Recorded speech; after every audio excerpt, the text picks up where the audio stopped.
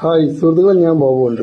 പിന്നെ ഞാനിപ്പോൾ ഇന്ന് വന്നതെന്താ വെച്ചാൽ, ഞാനിപ്പോൾ ഇങ്ങനെ ഒരു വീഡിയോ ചെയ്യാനൊരു ഈ സാധനത ഇതിൻ്റെ പേരെന്താ നമുക്ക് എല്ലാവർക്കും അറിയിക്കാറ്, ശംഖുപുഷ്പം ഇട്ടത്.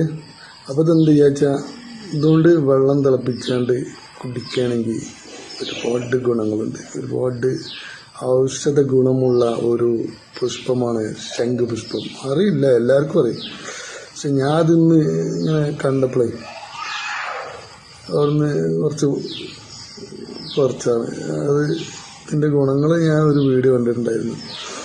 നമ്മൾ ഇതേമാതിരി ഒരു ചായ ഉണ്ടാക്കി കുടിച്ചോട്ടെ, ഇങ്ങനെ ഉണ്ട് എന്നറിയാലോ. സംഭവം കിട്ടുവാണ്. അപ്പോൾ നിങ്ങളെല്ലാവരും ഇത് കാണുകയാണെങ്കിൽ ആരും വെറും ഒരു പൂവ് വാങ്ങിക്കാണ്ട് കളയരുത്. നല്ല ഔഷധ പൂവാണ് അത്. അത് മറക്കണ്ട, നമുക്കൊരു ചായ ഉണ്ടാക്കിയത് എങ്ങനെ ഉണ്ട് എന്നറിയാലോ.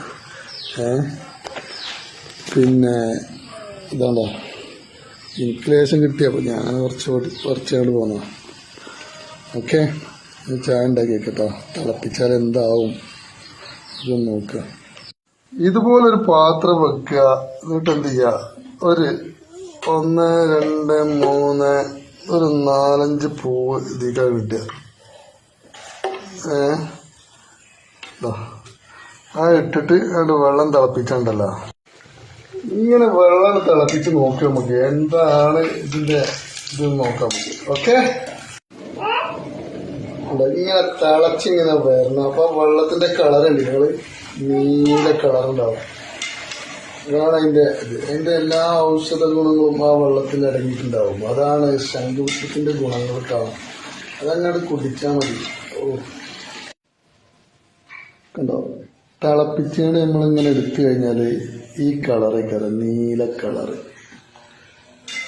ഇതിലേക്ക് ഒരു സ്പൂൺ തേനും കൂടി കൂട്ടിയാണ്ട് അത് കുടിച്ചാൽ മതി. അപ്പോൾ അടിപൊളിയാണ്. ഇതിങ്ങനെ തിളപ്പിച്ചിട്ട് ചൂടാറി കഴിഞ്ഞിട്ട് കുടിക്കാം കേട്ടോ. ചൂടാറിയിട്ട് ഇങ്ങനെ അത് കുടിക്കാം.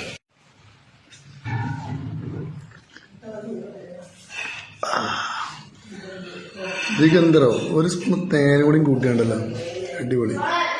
ശംഖുപുഷ്പം ചായ മാറ്റി തന്നെ ആക്കിയിട്ട് കുടിച്ചാൽ നല്ല രസമുണ്ടാവും. അപ്പോൾ ഓക്കെ, അപ്പോൾ അടുത്ത വേറെ ഇതൊരു വീഡിയോ ചെയ്യാൻ വരുന്നതാണ്. Okay, bye bye. ഓ, പൊന്നു.